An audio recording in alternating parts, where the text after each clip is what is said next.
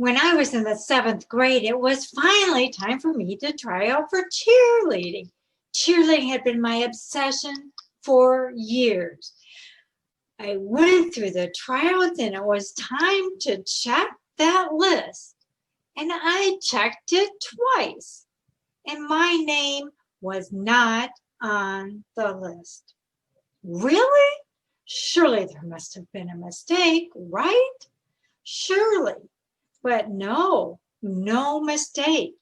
I did notice, however, all of my closest girlfriends' names were on that list. It was the worst moment of my life. And then I found myself sitting at a 7th grade basketball game, basically all alone in the bleachers because all of my closest friends were partaking in my dream. Hey, this was my dream. And something triggered in my head at that moment that this would not be the case next year. No, next year I was going to be on the ground floor cheering too. So I went home and I had to figure out why didn't I make the team. Came up with several valid reasons, but the biggest reasons of all was that I didn't plan, prepare, and especially practice that school fight song because I didn't have any interest in it and I don't have any rhythm. But that was going to change. I made a determination I was going to practice every single day. And I enlisted my girlfriend Dawn, who excelled at the school fight song, to work with me. We would work together. I would observe her. I would ask her questions, and then we would practice together, and I'd practice on my own. She had broken the song up into several parts. And we did this all the way until it was time for the next year's tryouts. And I practiced all of the other skills as well. But this one was the hardest, so I practiced it the most.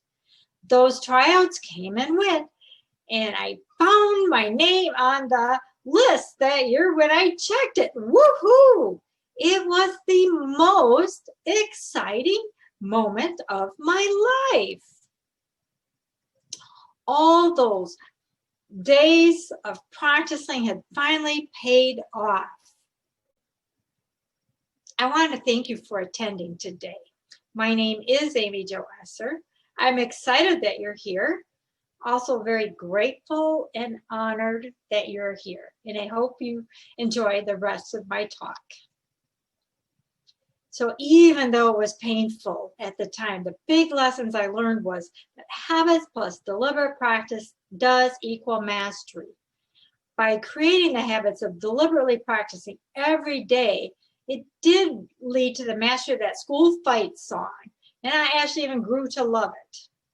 Today, I want to cover the importance of doing these same fundamentals of learning exploratory testing, observing, asking questions, and practicing. So I want you to choose some testing skill you want to improve to become the best at. Choose some testing skill you need to do the work to become the best you can be. Choose some testing skill you need to stop procrastinating and start working on the skill. Choose some testing skill you decide to work on no matter what. I want you to pick something hard, especially if it's hard. That's the one I challenge you to pick. I avoided learning that school fight song initially, and it cost me a year of misery by not being on that cheer team. So if you pick the hard thing first, you're going to advance your career faster, and it'll be easier to learn the other skills. We all have this power to make this decision. Write down your decision right now.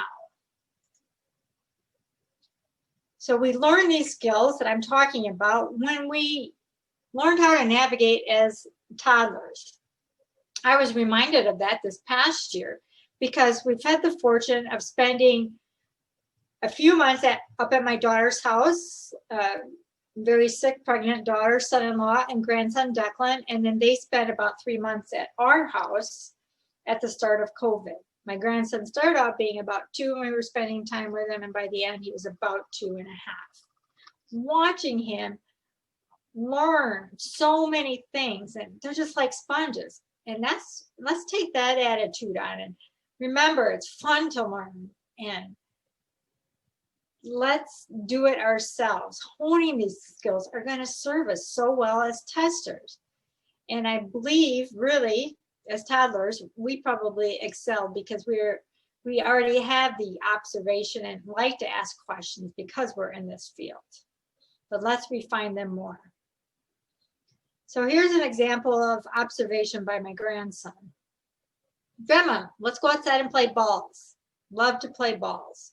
So we'd go out and put the garage door down because we didn't like the balls would end up underneath our vehicle. So we play in our driveway.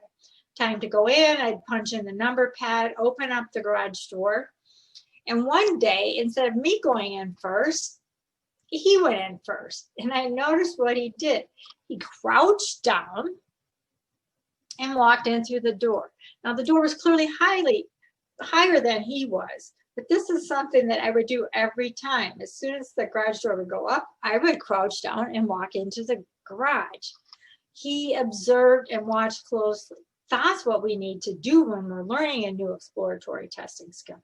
Sit with an experienced tester. If you don't have someone at your work, join one of the weekend bashes, testing bashes. Ajay has some that he does. They're done all over the world now. People in the test tribe, we're a community.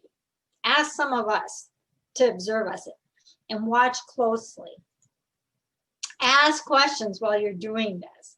And don't be afraid to ask what you might feel like is a silly question or you should know it. Do like my grandson does.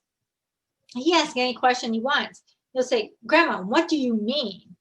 When he doesn't understand how I just explained something that he was trying to learn. Tell me it to me in a different way so I can see if I can figure it out that way. We need to do the same things because the more questions you get answered, the better you're going to get and the faster it's going to happen.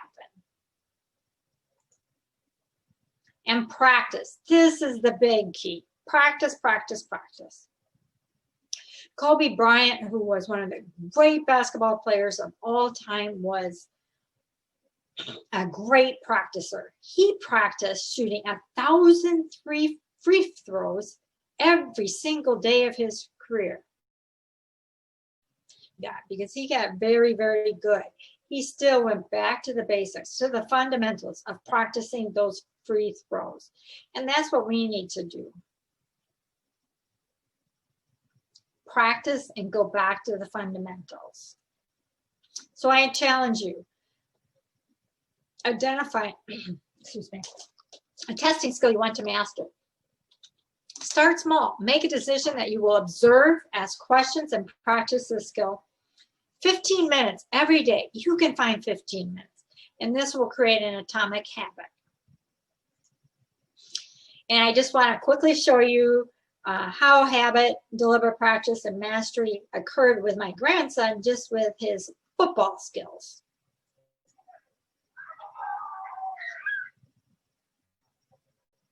So he's going to throw a couple footballs and catch,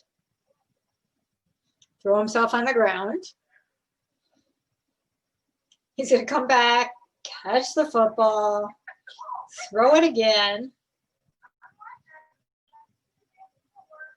And I mean, again, he's had to learn how to throw and catch, and it comes in pretty hard to him. Now he's going to show us his football skills or feet skills. So if he can do it, we can do it too. It just takes time, observation, asking questions, and most of all, practicing. Here's my information. If you're interested, please contact me. Happy to work with you. Thank you so much.